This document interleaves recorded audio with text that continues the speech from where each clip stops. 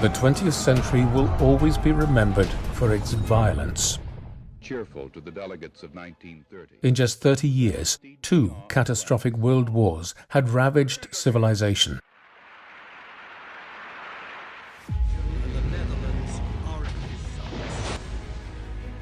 In 1943, as the Second World War raged, the Allied powers met to end the cycle of conflict.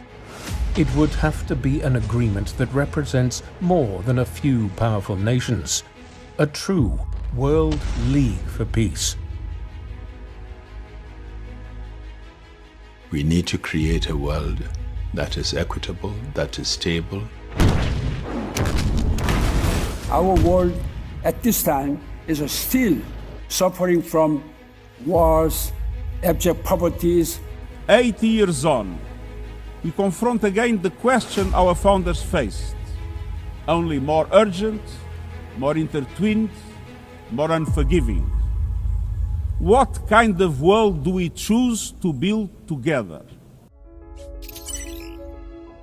Trading war for peace and development is a noble goal. But historically, that hadn't always worked out. There were important debates in history that contributed to the idea of forming the United Nations. Thomas G. Weiss is a scholar of international relations and global governance. He's also an expert on the concept of a United Nations. Roosevelt had an idea. He came charging in to the bath of Mr. Churchill. Mr. Churchill, as it was his wont, was drinking sherry, smoking a cigar, and was stark naked. And Roosevelt said, oh, I'm sorry, or something like that. And Churchill said, well, I've got nothing to hide from the United States, Mr. President. And when Roosevelt came in, he said, we need to call this the United Nations.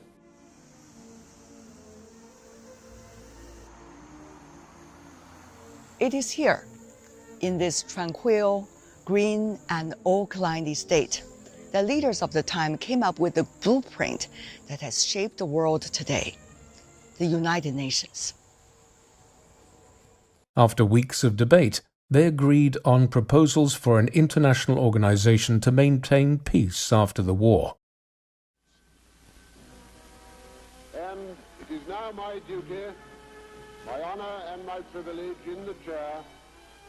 1945 in San Francisco.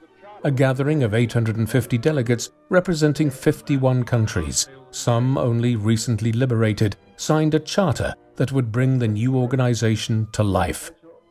For China, a country that had suffered horribly by war and invasion, it was a significant moment. 当时这个成立联合国呢，中国当然是比较积极的，因为一个很重要的原因呢。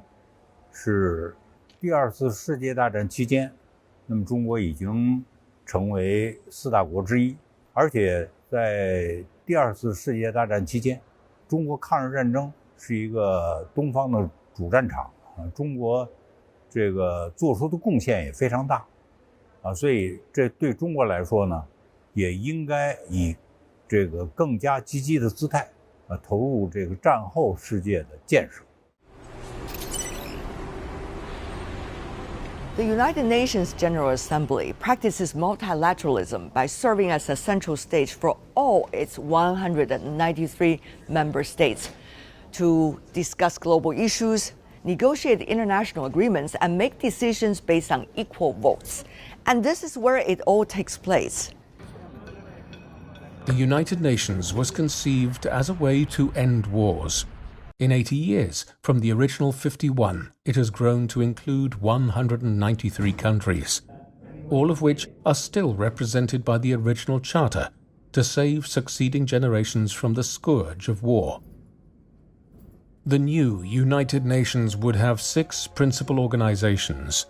The UN Security Council is responsible for the UN's principal mission, maintaining peace and security. It would have 15 voting members, 5 of those the key Allied countries of World War II, would be permanent. Crucially, to make sure that no one of the 5 could easily dominate important decisions, each would have the power to veto. It was a controversial decision that would soon test the UN. This was a people's conference. As China had sacrificed so much, it was the first nation to sign the UN Charter in San Francisco. As the lone representative of the Communist Party of China, Dong Bi-wu added his name to the document. 当时世界各国这个代表团其实都是包括各个不同党派而且战争期间很多国家都有统一战线这一类的组织。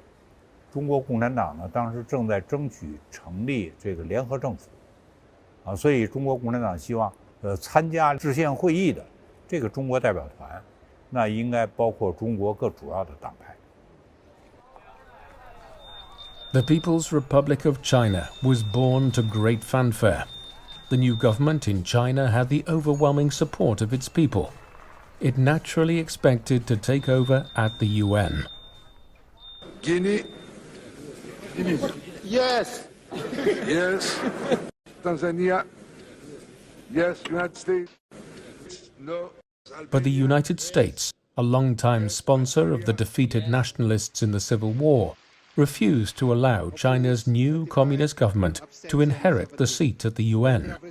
It seemed the big powers could still do as they pleased.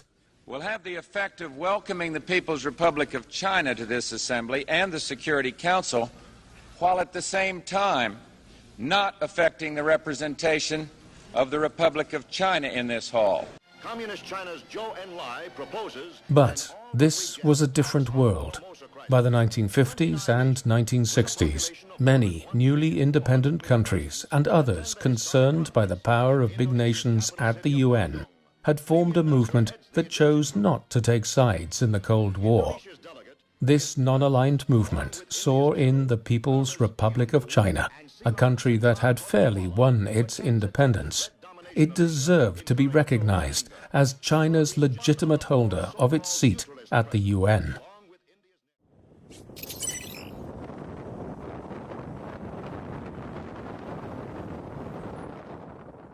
With non-alignment as the cornerstone of its new foreign policy, Algeria reached out to China as a new friend. Ambassador Noureddin Jaoudi was tasked by then-President Houari Boumediene to reach out to other developing nations and raise support for the PRC's rightful claim to its seat. Bon, le plus grand obstacle, bien sûr, c'était l'opposition systématique des États-Unis. Alors, Boumediene a été un visionnaire. Il a dit, il faut essayer de voir comment casser cette solidarité occidentale contre la Chine. Donc, la vision de l'Algérie, celle de Boumediene, c'était de pousser l'Angleterre et la France à voir beaucoup plus leurs intérêts commerciaux, géopolitiques, et à ce moment-là, d'opter pour la Chine.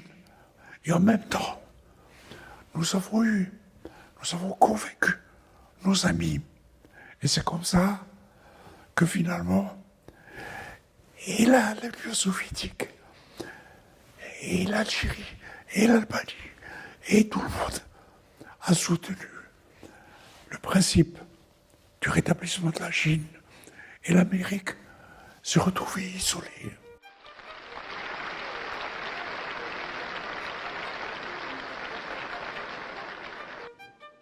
With overwhelming support, the UN General Assembly on October 25, 1971, placed the China question on the agenda.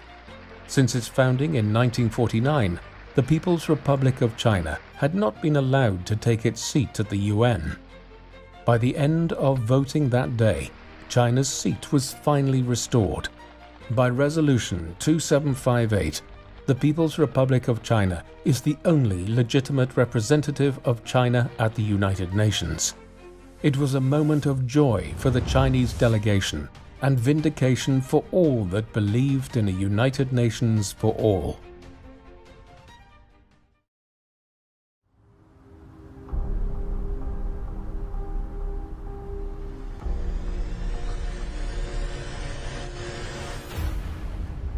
The United Nations was born on the ashes of a major world war with the hope that the tragedy will never be repeated. Whether it is resolving conflicts or building for development, one of the most important key logics of the United Nations is shared responsibility.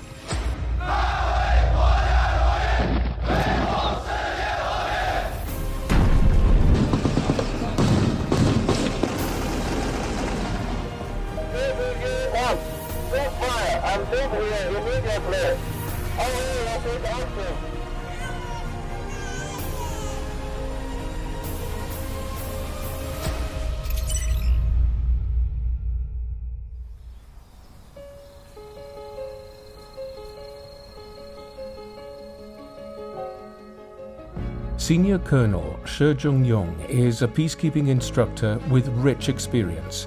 He's served on 3 UN missions in the Democratic Republic of Congo, Mali, and Liberia during an Ebola crisis. These deployments have made him a better instructor in the peacekeeping trainings. Prepared for deployment to the mission.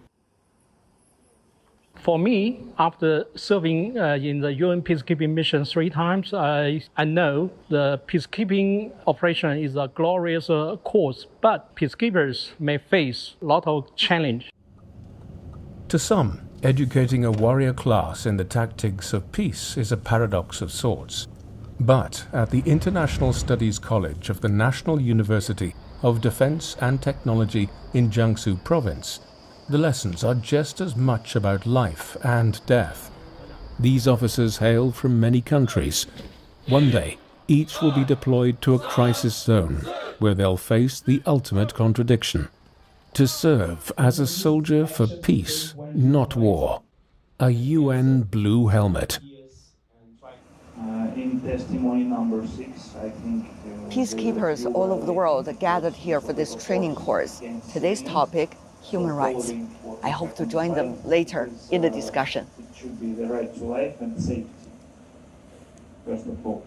I also feel it's important to have the rights for development, for prosperity, and certainly for peace.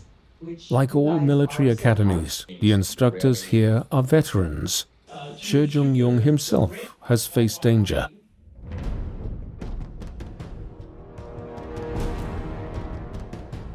But nothing truly prepared him for the task of guarding communities in war-torn Liberia during an Ebola outbreak.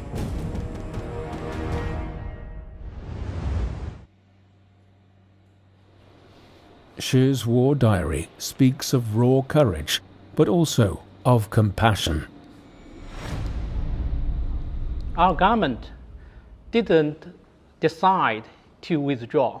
We choose to stay together with the local people. And this kind of extension of mission gave local people hope, confidence in fighting against Ebola virus.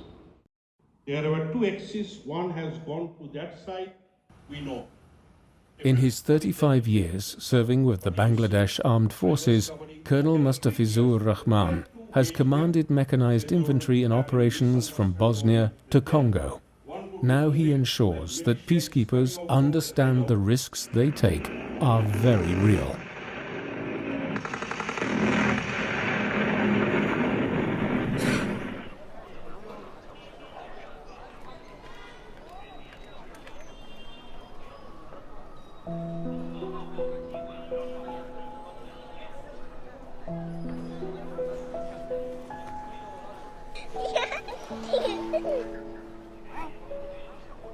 And that makes the moments of peace all the more precious. On the streets of Kunshan, an ancient Chinese city that knew war long ago, Colonel Rahman, the old soldier, enjoys the fruits of a stable world. he knows that peacekeepers are often the only hope for common people in troubled places. Peacekeeping is main purpose is serving the humanity. When we are deployed, it is a conflict area. You don't find in that area there is no basic needs of the local population, number one. Number two, their life is threatened. And it is a responsibility is given to the peacekeepers to provide them the protection of their life. In some cases also we provide essential support. This is a scope where we, the peacekeepers, anyone under the blue helmet has the ability or the scope to contribute for the humanity of the local population. Most peacekeeping operations are made up of soldiers from different worlds. Swiss, Brazilian, Bangladeshi, and Chinese lecturers present diverse perspectives. And though they seldom share similar cultures, peacekeepers must pull together in the field. Hopefully in the future, soon in the peacekeeping mission. 77 years after its founding in the wake of a world war, UN peacekeeping has deployed more than 2 million personnel from more than 120 countries across 71 operations, helping countries navigate the difficult path from war to peace. Currently, more than 76,000 peacekeepers are deployed in 11 global operations. Preserving peace will always be a shared responsibility we dare not ignore. War is always the worst enemy of children, and I think we just have to all join hands, and that's why this cooperation is important. Everyone needs to come together and think about what kind of world do we want. We want a world where children can survive and thrive, and that's what we're trying to do. What is important is we keep the know-how, we keep the training, and that is something we cannot do without the support of our member states, and particularly without the support of countries like China, which has an immense potential for training, capacity building, high level of skill sets. Peacekeepers give troubled places a chance to rebuild, often after decades of conflict. Without them, many lives and whole communities would be lost. It is this global sense of unity that turns soldiers and strangers into protectors and friends. Because if war has taught us anything, it is that lasting peace depends not on force, but on our collective commitment to understanding and shared responsibility.